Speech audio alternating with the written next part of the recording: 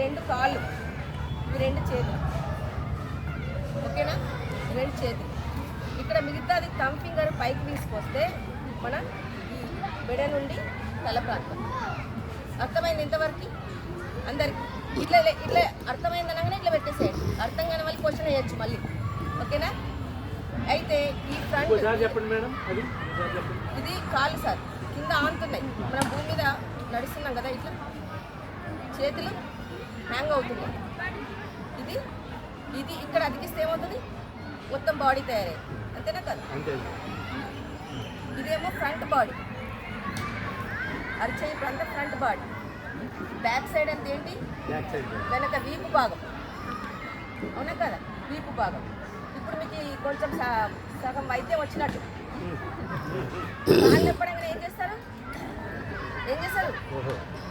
ఈ కాళ్ళని పట్టుకోవాలి మీరు. చేతులు అనగానే చేతుల దగ్గర. అయితే మనకు వాత, పిత్త, కఫ దోషాలు 3 ఉన్నాయి. అలాగనే బాడీని కూడా భగవంతుడు 3 భాగాలుగా విభజించింది. ఇక్కడ వరకు 1